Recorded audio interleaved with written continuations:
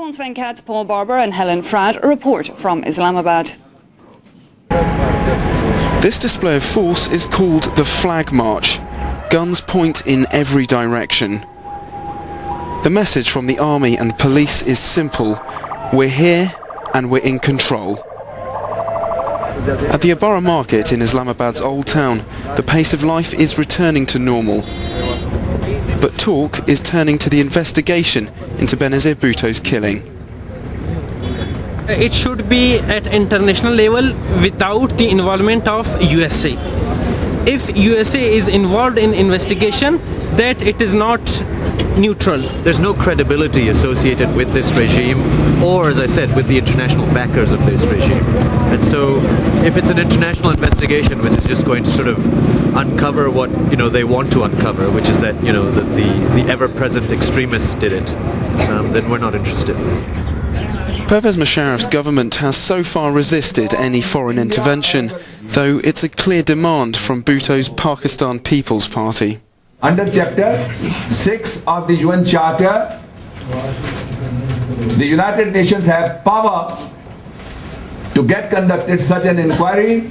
And Senator Awan also claims that delaying the January 8th elections would be unconstitutional and have dark consequences. Except this one which I am going to read. This would amount opening of a floodgate of violence throughout the country. Violence or not, a delayed election is a likely outcome when the Electoral Commission decides on Tuesday.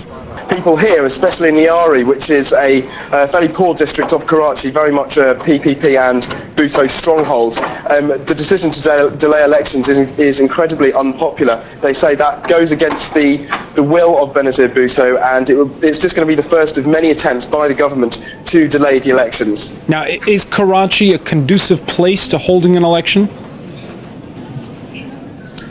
Well, this area itself was actually where much of the violence happened in the initial days after the assassination. Cars were burnt, businesses were destroyed, a lot of violence on the streets. People here are saying that this decision really could make that happen again. People could be back on the streets. And just last night we heard a lot of banging and gunshots from this district. We understand that it wasn't anybody necessarily being hurt, just people firing in the air trying to scare people. But that gives you an idea of just how dangerous it could be here, and would be very hard to hold elections in those conditions, it has to be said.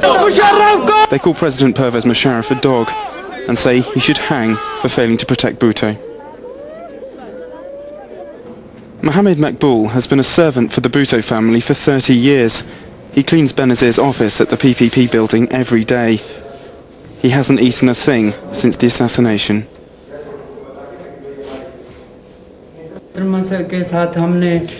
We are so sad.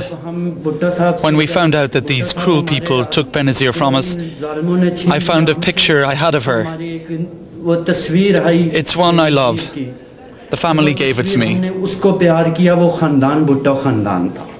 From the TV, members learn that their new leader will be Benazir's 19-year-old son, Bilawal. It offers them a ray of hope. We are in mourning, but still people like this decision. They are all with the new chairman. Nearby Rawalpindi bears scars of the rioting that happened since the assassination took place here, though that seems not to have destroyed the possibility of elections, merely delayed it. We can hear the singing in the background, and the union's obviously able to realize this show of force, but not everyone agrees with them on the subject of pension reforms. Well, that's absolutely right, François, not at all. Opinion polls, depends which one you read, but somewhere between 50% and 70% of the French public want President Nicolas Sarkozy to carry on with these reforms because they think they're unfair. They think these régimes spéciaux, where your average train driver gets to retire at about 50 with very good package, is simply unfair. So a lukewarm reception here today from those who aren't taking part in the demonstration. Paul Barber reporting earlier. Let's do the closing numbers now on Europe's markets with Nile Siam of the French news agency AFP.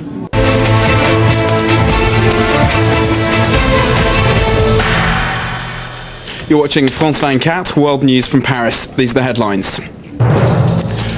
The Labour Mayor of London, Ken Livingstone, has lost the election. Conservative Boris Johnson is the new Mayor of London.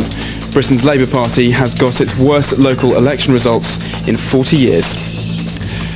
Zimbabwe's Robert Mugabe admits he lost the first round of the presidential elections but will fight a second round. The opposition MDC says their leader Morgan Tsvangirai won outright and will decide this weekend whether to take part in a runoff.